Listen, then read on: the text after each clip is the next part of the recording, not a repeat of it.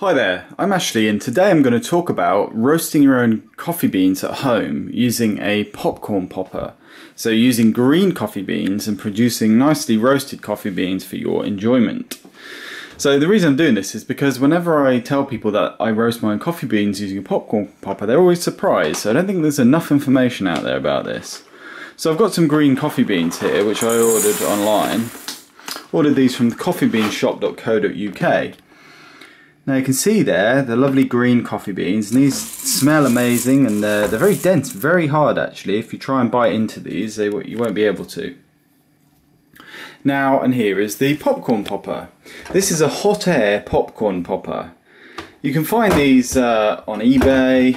I think they sell them in Argos now, if you're in the UK. And essentially how it works is, there's a fan in there and a heating element, and it blows air through the bottom of this sort of receptacle bit, and you can see that the way the design is cut, that air will kind of go out and cause a rotating pattern of air to fill in this receptacle.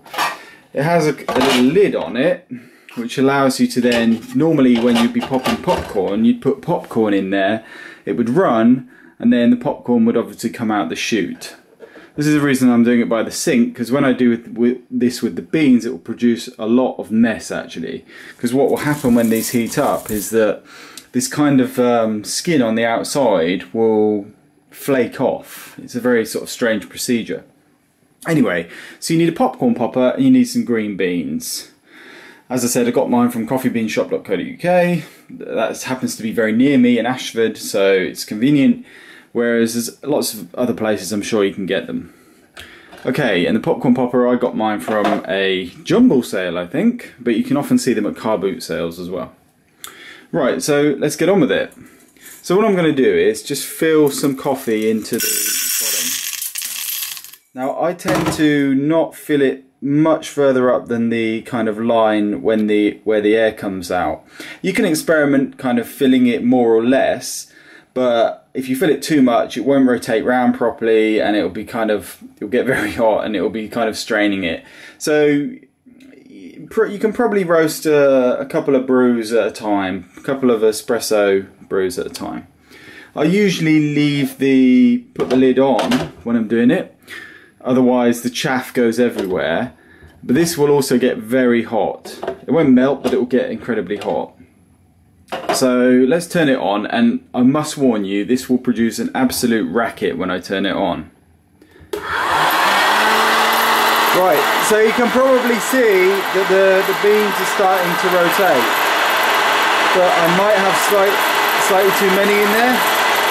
Oh no, you can see now they're actually gathering a bit of momentum, and now they're all rotating. So I'm just going to leave that for a bit. It takes about 3 minutes, but we don't want to listen to that racket, so I'll just say something else about coffee while we're waiting, and then I'll come back to it. So just a quick word about coffee, making coffee. One of the best ways to make coffee is using one of these, which is a stovetop espresso maker. It consists of 3 parts. There's a base, there's a bit where you put the coffee, and then there's the kind of the top bit where the brewed coffee will come out. And what you do is you put water in the base here to just below the valve. You put your coffee in here, your ground coffee. You put that in there, you put the lid on, and you screw it on.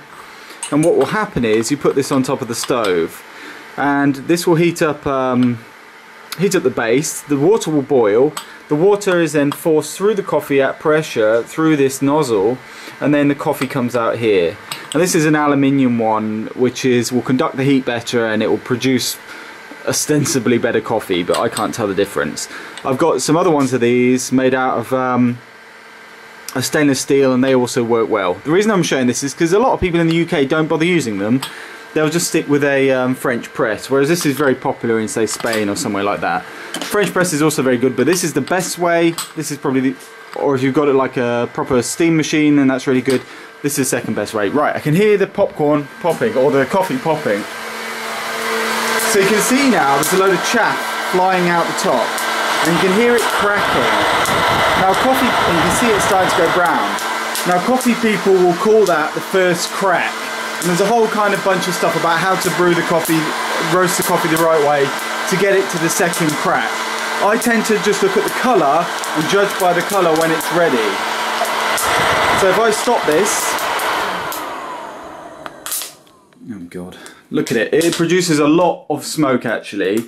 So usually I open a door when I'm doing this, otherwise I'll set the fire alarm off. You can see that, oh you can't see anything. You can't see anything there at all. Because that's, let me just clean that off for you. Right, well, I don't know if you can, it's not quite brown enough. I'm going to put it on for a little bit longer.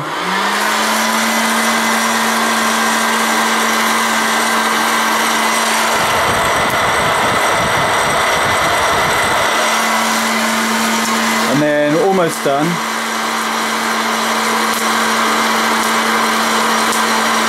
Just give it a couple more seconds.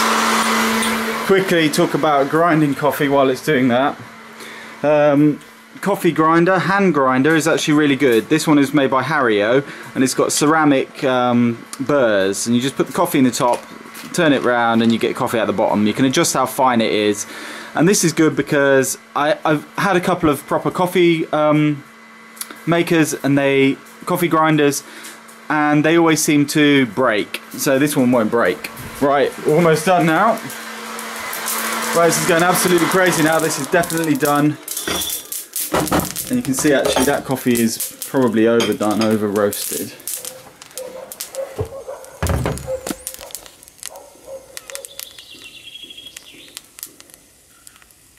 Look at that.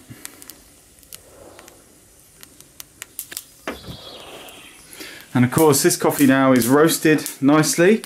That's probably too black for me, but I was pissing around out there, so unfortunately it's over roasted. But you can control how black you want it to go and how caramelized you want it to go. If you want it, you know, really dark French roast or a light roast, and so on.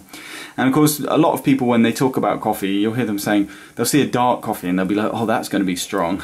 But I'm not sure how dark it is related to how much caffeine is in it, right? Because these beans have got a fixed amount of caffeine in. And I guess heating it is going to increase or reduce the accessibility of that caffeine, but I'm not sure what the relationship is. As far as I'm aware, the caffeine content probably doesn't vary too much, but how dark it is just affects the carbonization, so it probably actually destroys caffeine. And that will affect the flavour, how strong it tastes. Okay, well that's it. Hopefully now you'll see that it's very simple just to roast your own coffee at home in a few minutes actually. And I hope that was useful. Cheers.